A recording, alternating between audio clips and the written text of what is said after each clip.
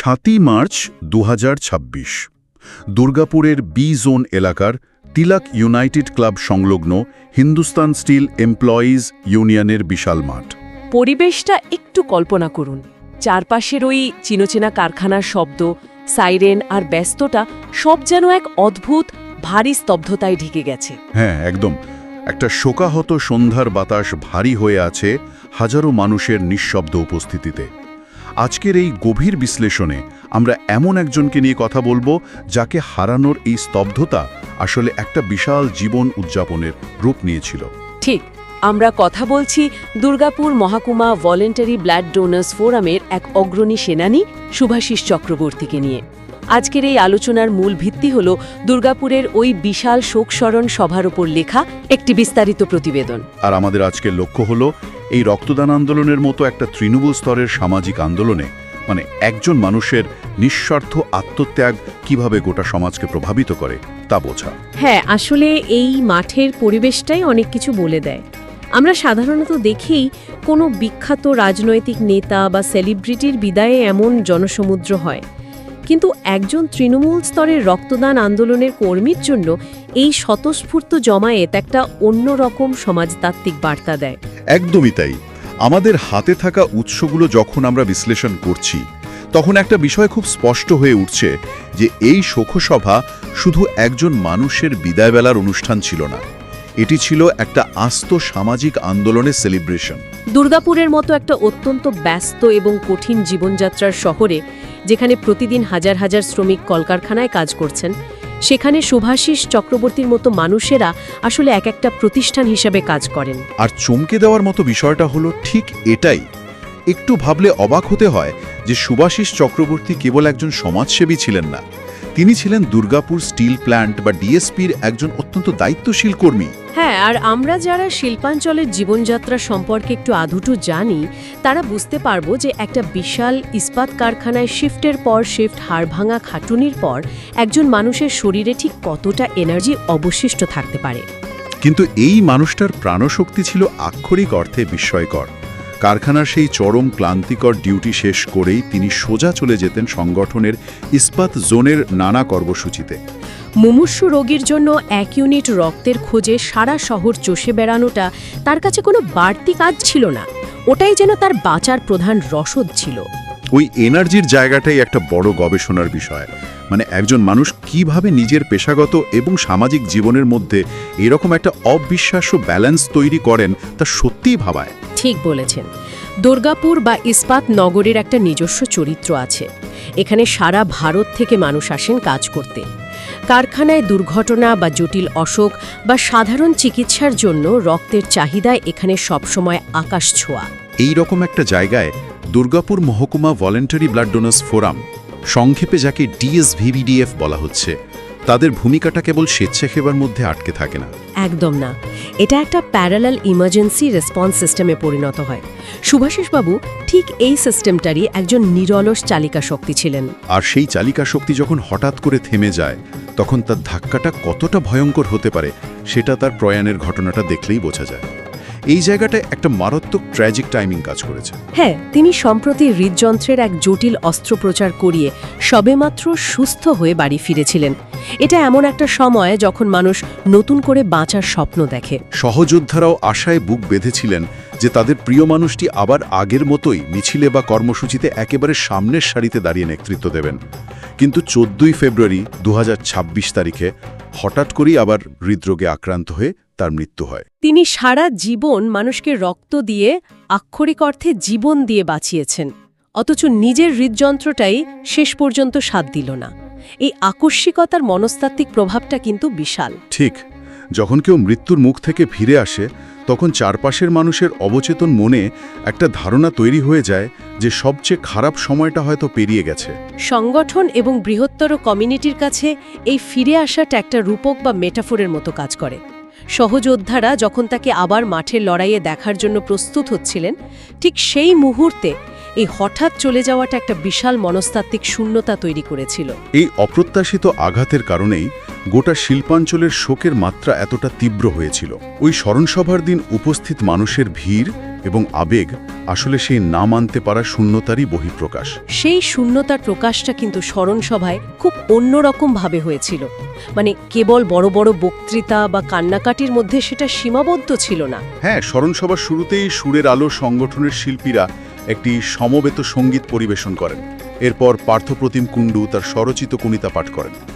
আমার কাছে বিষয়টা খুব ইন্টারেস্টিং লেগেছে। কেন বলুন তো? কারণ একটা শোকসভায় শিল্পের এমন ব্যবহার প্রমাণ করে যে মানুষটার কাজের ব্যাপ্তি কতটা গভীরে ছিল। পার্থপ্রতিম কুণ্ডু তার কবিতায় শুভাশিস বাবুকে বর্ণনা করেছেন একজন অকুতভয় যোদ্ধা হিসেবে। এই শব্দবন্ধটা খেয়াল করার মতো। তাকে শুধু দয়ালু বা মানবিক বলা হচ্ছে না, বলা হচ্ছে যোদ্ধা। কারণ রক্তদান আন্দোলন একটা সত্যিকারের যুদ্ধ। বাইরে থেকে দেখলে মনে হতে পারে এটা কেবল মানুষজনকে রক্ত দিতে উৎসাহিত করার কাজ, কিন্তু বাস্তবে এর ভেতরে অনেকগুলো লড়াই লুকিয়ে আছে। সমাজের কুসংস্কার ভাঙার লড়াই, রক্তের কালোবাজারি বা দালাল চক্রের বিরুদ্ধে লড়াই, আর সবচেয়ে বড় কথা হলো সময়ের সাথে লড়াই। একদম। মাঝরাতে যখন কোনো রোগীর বিরল গ্রুপের রক্তের প্রয়োজন হয়, তখন এই স্বেচ্ছাসেবী সংগঠনগুলোর কর্মীদের ঘুম থেকে উঠে যে লড়াইটা লড়তে হয় তা কোনো অংশের রণক্ষেত্রের চেয়ে কম নয়। তাই তাকে যখন অকুতভয় যোদ্ধা বলা হচ্ছে, তখন আসলে তার সেই রাতের পর রাত জেগে থাকা, হাসপাতাল থেকে ব্লাড ব্যাংকে ছুটে বেড়ানো আর যে কোনো মূল্যে মানুষের প্রাণ বাঁচানোর জেদটাকেই সম্মান জানানো হচ্ছে। আর এই জেদটাই তাকে তার সহযোদ্ধাদের এত কাছের মানুষ করে তুলেছিল। দুর্গাপুর মহকুমা ভলান্টারি ব্লাড ডোনার্স ফোরামের সম্পাদক রাজেশ পালিত যখন মঞ্চে শোক প্রস্তাব উত্থাপন করতে ওঠেন, তখন তিনি আর নিজের আবেগ ধরে রাখতে পারেননি। হ্যাঁ, হাজার হাজার মানুষের সামনে তিনি কান্নায় ভেঙে পড়েন এবং এই ঘটনাটিকে সংগঠনের জন্য এক অপূরণীয় শূন্যতা বলে উল্লেখ করেন। একজন দক্ষ সংগঠকের এই প্রকাশ্যে কেঁদে ফেলাটা আমাদের বুঝিয়ে দেয় যে এই ক্ষতিটা কেবল একটা প্রাতিষ্ঠানিক ক্ষতি নয়, এটা আদ্যপ্রান্ত একটা ব্যক্তিগত এবং আত্মিক ক্ষতি। শুভাশিস চক্রবর্তী কেবল একজন সহকর্মী ছিলেন না, তিনি ছিলেন এই বিরাট পরিবারটার একটা আস্থার ছাতা। এই আস্থার জায়গাটা তৈরি হয়েছিল তার কাজের ধরন থেকে। এই প্রসঙ্গে রাজ্য রক্তদান আন্দোলনের প্রখ্যাত নেতৃত্ব কবি ঘোষ এবং শর্মিলা ঘোষের একটা অত্যন্ত গুরুত্বপূর্ণ পর্যবেক্ষণের কথা আমাদের আলোচনা করতে হবে। তারা তাদের স্মৃতিচরণায় শুভাশিস চক্রবর্তীকে একটি বিশেষ উপাধিতে ভূষিত করেছেন। তারা তাকে বলেছেন নিভৃতচারী সৈনিক বা সাইলেন্ট সোলজার। যদি আমরা আজকের সমাজ ব্যবস্থা এবং সোশ্যাল মিডিয়া নির্ভর সমাজসেবার ধারণার সাথে তুলনা করি, তাহলে একটা বিশাল পার্থক্য চোখের সামনে ফুটে ওঠে। একদমই। আজকের দিনে আমরা এমন একটা সময়ে বাস করছি যেখানে কোনো সামাজিক কাজ করার আগে তার প্রচারের ব্লুপ্রিন্ট তৈরি করা হয়। এক বোতল জল দিলেও তার 10টা ছবি সোশ্যাল মিডিয়ায় আপলোড করাটা একটা ট্রেন্ড হয়ে দাঁড়িয়েছে। কিন্তু সেখানে এই মানুষটা বছরের পর বছর ধরে নীরবে কাজ করে গেছেন। প্রচারে আসার কোনো মোহ তার ছিল না। তার একমাত্র লক্ষ্য ছিল মুমূর্ষু রোগীর জন্য 1 ইউনিট রক্তের ব্যবস্থা করা। ক্যামেরা বা মাইক নিয়ে তার কোনো মাথা ব্যথা ছিল না। এই বিষয়টা তাকে একজন সত্যিকারের লার্জার দ্যান লাইফ চরিত্র করে তোলে এবং এই নিভৃতচারী হওয়াটাই আসলে যে কোনো দীর্ঘমেয়াদী আন্দোলনের সবচেয়ে বড় শক্তি। যেসব আন্দোলন কেবল নেতার ক্যারিশমা বা প্রচারের ওপর নির্ভর করে, নেতার অবর্তমানে সেগুলো খুব তাড়াতাড়ি ভেঙে পড়ে। কিন্তু শুভাশিস বাবুর মতো মানুষেরা যখন নিঃশব্দে সংগঠন তৈরি করেন, তখন তারা আসলে সংগঠনের শেকড়টাকে মজবুত করেন। তারা নিজেদের নামের চেয়ে কাজটাকে বড় করে তোলেন। তাই যখন কবি ঘোষ বা শর্মিলা ঘোষের মতো অভিজ্ঞ ব্যক্তিত্বরা তাকে নিভৃতচারী সৈনিক বলছেন, তখন তারা আসলে তার এই প্রচার বিমুখ নিরলস কর্মপদ্ধতিটাকেই ভবিষ্যৎ প্রজন্মের জন্য একটা আদর্শ হিসেবে তুলে ধরছেন। এই নিরলস কর্মপদ্ধতির কারণেই তিনি সমাজের সব স্তরের মানুষের কাছে পৌঁছাতে পেরেছিলেন। স্মরণসভার বক্তাদের তালিকাটা দেখলেই সেটা পরিষ্কার হয়ে যায়। হ্যাঁ, ইস্পাত জোন কমিটির পক্ষে বক্তব্য রেখেছিলেন প্রদীপ দুবে, শুভ্রকান্তি মুখোপাধ্যায়, শিল্পী মুখোপাধ্যায়, চিরশ্রী বসু এবং পার্থপ্রতিম রায়। এছাড়াও সমাজকর্মী সন্ধ্যা মণ্ডল এবং থাইরোজ মণ্ডল সহ আরও অনেকেই তাদের স্মৃতিচারণ করেন। এই যে বিভিন্ন ব্যাকগ্রাউন্ড থেকে আসা মানুষজন, কেউ কারখানার কর্মী, কেউ সাধারণ সমাজকর্মী, কেউ বা সংগঠনের পদাধিকারী, এরা প্রত্যেকেই কিন্তু মূলত তার মানবিকতা, জীবনের সারল্য এবং সংগঠনের প্রতি তার অকৃত্রিম মমত্ববোধের কথাই বারবার তুলে ধরেছেন। এর থেকে বোঝা যায় যে তিনি কোনো নির্দিষ্ট গণ্ডির মধ্যে নিজেকে আটকে রাখেননি। এই সর্বজনীন গ্রহণযোগ্যতা একটা শিল্পাঞ্চলের ক্ষেত্রে অত্যন্ত জরুরি।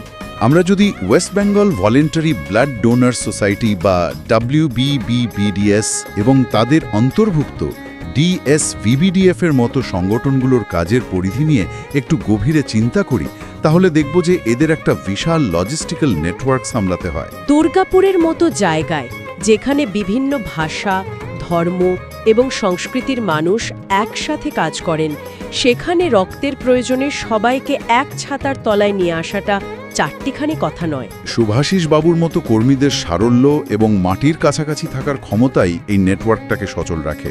তিনি জানতেন কিভাবে একজন সাধারণ শ্রমিকের সাথে কথা বলতে হয়, আবার কিভাবে হাসপাতালের আধিকারিকের সাথে নেগোশিয়েট করতে হয়। ঠিক এই জায়গাতেই স্মরণসভার শেষ পর্বের দৃশ্যপটটা একটা অসাধারণ রূপক তৈরি করে। আমরা এতক্ষণ তার যে নিঃশব্দ অথচ শক্তিশালী উপস্থিতির কথা আলোচনা করলাম, সভার শেষে সেটাই যেন একটা দৃশ্যমান রূপ পেল। বিভিন্ন স্বেচ্ছাসেবী সংগঠনের প্রতিনিধিরা এবং ফোরামের কার্যকারী কমিটির সদস্যরা একে একে প্রয়াত শুভাশিস চক্রবর্তীর প্রতিকৃতিতে মাল্যদান করেন, কিন্তু তারপর যা ঘটল সেটা আক্ষরিক অর্থেই গায়ে কাঁটা দেওয়ার মতো। চারপাশের অন্ধকারে একে একে শত শত মোমবাতি জ্বালানো হলো। ওই বিশাল মাঠে প্রজ্বলিত শত শত মোমবাতির শিখা যেন তারই রেখে যাওয়া এনার্জি আর আদর্শের প্রতিফলন ঘটাচ্ছিল। এ আলো শুধু শোকের প্রতীক ছিল না, এটা ছিল একটা পথ দেখানোর আলো। মোমবাতির এই রূপকটা সমাজতাত্ত্বিক দৃষ্টিকোণ থেকে খুব তাৎপর্যপূর্ণ। একটা মোমবাতি যেমন নিজে পুড়ে চারপাশকে আলোকিত করে, শুভাশিস চক্রবর্তীর জীবনটাও ঠিক তেমনি ছিল। তিনি নিজের সময়, শক্তি, এমনকি নিজের স্বাস্থ্যের তোয়াক্কা না করে বছরের পর বছর অন্যের জন্য কাজ করে গেছেন। কিন্তু এখানে বিষয়টা কেবল একজন শহীদকে সম্মান জানানোর মধ্যে সীমাবদ্ধ নেই। যখন শত শত মানুষ একসাথে মোমবাতি জ্বালায়, তখন তারা আসলে একটা ট্রান্সফার অফ রেসপন্সিবিলিটি বা দায়িত্ব হস্তান্তরের প্রক্রিয়ায় অংশগ্রহণ করে। সেই মানুষটার রেখে যাওয়া কাজটাকে তারা নিজেদের মধ্যে ভাগ করে নেয়। আর এর চূড়ান্ত পরিণতি আমরা দেখতে পাই যখন সেখানে একটা সম্মিলিত শপথ বাক্য পাঠ করা হয়। হ্যাঁ, ওই শপথ গ্রহণের বিষয়টা এই পুরো স্মরণসভাকে একটা অন্য মাত্রায় নিয়ে গেছে। উপস্থিত সমস্ত মানুষ সেখানে দাঁড়িয়ে অঙ্গীকার করেন যে শুভাশিস চক্রবর্তীর রক্তদান আন্দোলনের যে স্বপ্ন দেখতেন, তাকে শিল্পাঞ্চলের একেবারে ঘরে ঘরে পৌঁছে দেওয়াই হবে তার প্রতি প্রকৃত শ্রদ্ধা। অর্থাৎ একটা অপূর্ণ স্বপ্ন পূরণের দায়িত্ব এবার গোটা কমিউনিটি নিজের কাঁধে তুলে নিল। এটার শুধু একটা শোক সভা বা মেমোরিয়াল সার্ভিস রইল না, এটা হয়ে উঠল আগামী দিনের কাজের একটা মাস্টার প্ল্যান। যে কোনো সফল সামাজিক আন্দোলনের এটা একটা খুব বড় বৈশিষ্ট্য। একজন নিবেদিত প্রাণ কর্মীর মৃত্যুতে আন্দোলন থমকে যায় না, বরং সেই মৃত্যু নতুন করে সবাইকে উজ্জীবিত করে। শুভাশিস বাবুর অপূর্ণ স্বপ্ন বলতে এখানে বোঝানো হচ্ছে রক্তদান আন্দোলনকে কেবল কয়েকটি নির্দিষ্ট সংগঠন বা ক্লাবের মধ্যে আটকে না রেখে তাকে একটা সার্বিক সামাজিক অভ্যেসে পরিণত করা। শিল্পাঞ্চলের প্রতিটি সাধারণ মানুষ যেন বুঝতে পারে যে রক্তদান করাটা তাদেরও সামাজিক দায়িত্ব। এই যে শপথের মাধ্যমে একটা ব্যক্তিগত শোককে সম্মিলিত শক্তিতে রূপান্তরিত করা হলো, এটাই প্রমাণ করে যে শুভাশিস চক্রবর্তী হয়তো শারীরিকভাবে নেই, কিন্তু তার আদর্শটা কতটা জীবন্ত এবং প্রাসঙ্গিক হয়ে উঠেছে। একদমই, মানুষ চলে যায় কিন্তু তার কাজের প্রভাবটা থেকে যায়। এই পুরো বিষয়টা বিশ্লেষণ করতে গিয়ে বারবার মনে হচ্ছে যে একজন সাধারণ কারখানা কর্মীও চাইলে সমাজের কাছে কতটা অসাধারণ হয়ে উঠতে পারেন। তার এই অকাল প্রয়াণ দুর্গাপুরের সমাজ জীবনে নিশ্চিতভাবেই একটা বিরাট ক্ষতি, কিন্তু একই সাথে তার এই নিঃস্বার্থ কাজ আগামী দিনে তরুণ সমাজসেবীদের জন্য একটা শক্তিশালী আলোক পত্রিকা।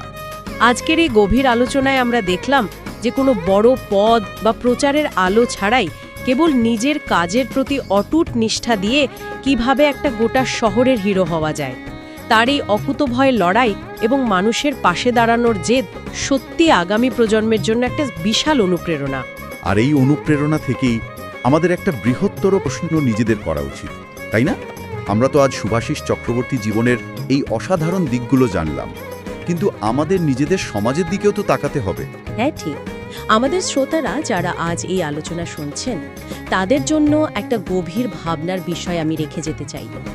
যদি আমরা একটু চারপাশে তাকাই, তাহলে দেখব আমাদের নিজেদের সমাজেও, আমাদের পাড়ায় বা শহরেও হয়তো ঠিক এই মুহূর্তেই এমন অনেক নিভৃতচারী সৈনিক প্রতিদিন কাজ করে চলেছেন।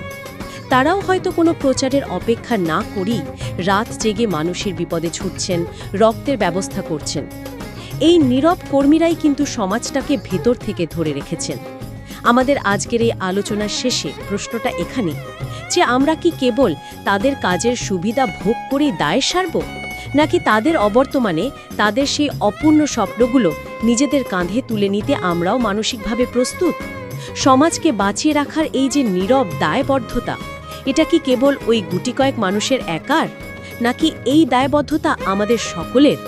এই প্রশ্নটার উত্তর আমাদের প্রত্যেকটি নিজেদের বিবেকের কাছে খুঁজতে হবে।